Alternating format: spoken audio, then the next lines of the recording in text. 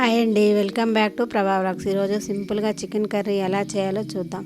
ముందుగా 3 table spoons oil వేసుకొని 2 ఇంచులు దాల్చిన చెక్క, 5-6 లవంగాలు వేసుకొని కట్ చేసి పెట్టుకున్నటువంటి 2 ఆనియన్స్ని వేసుకొని, అదేవిధంగా 4-5 పచ్చిమిర్చి,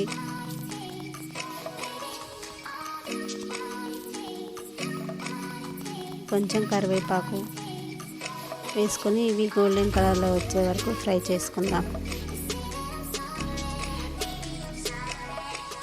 ఈ విధంగా ఫ్రై అయిన తర్వాత ఇందులో 1 టీ స్పూన్ అల్లం పేస్ట్, 1 టీ స్పూన్ పసుపు వేసుకొని కలుపుకుందాం.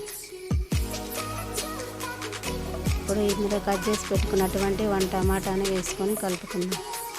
ఇవన్నీ మంచిగా మగ్గిన తర్వాత ఇందులో మనం ముందుగా కడిగి శుభ్రంగా పెట్టుకున్నటువంటి చికెన్ని వేసుకొని మొత్తం మిక్స్ అయ్యే విధంగా కలుపుకోవాలి.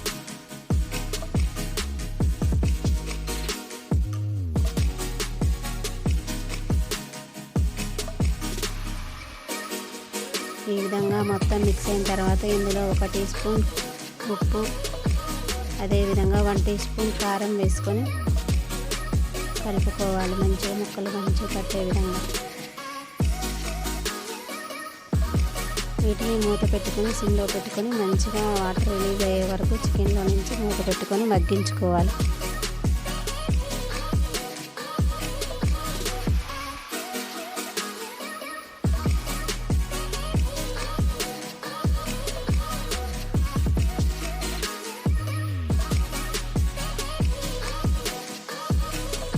ఇప్పుడు చికెన్ ఉడకటానికి కొంచెం గ్రేవీ కోసము కొన్ని వాటర్ పోసుకొని చికెన్ని మంచిగా ఉడికించుకుందాం.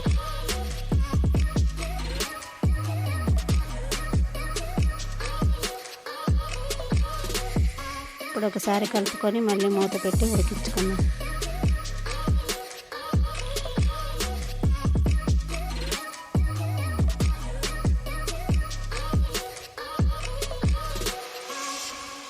చికెన్ అనేది ఈ విధంగా దగ్గరికి అయి మంచిగా ఉడికిన తర్వాత ఇందులో 1.5 స్పూన్ కొబ్బరి పొడి, 1.5 స్పూన్ ధనియాల పొడి వేసుకొని కలుపుకుందాం.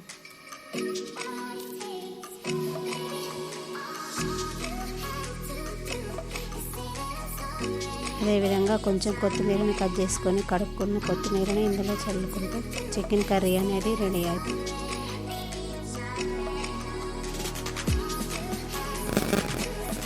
ఇప్పుడు కొత్తిమీరని చల్లుకుందాం. అంతే, చికెన్ కర్రీ అనేది రెడీ. సింపుల్గా ఈ విధంగా ఒకసారి ట్రై చేసి చూడండి. టేస్ట్ ఏ విధంగా వచ్చిందనేది కామెంట్ చేయండి. సబ్స్క్రైబ్ టు మై ఛానల్ ప్రభా వ్లాగ్స్. బాయ్ అండి అందరికీ.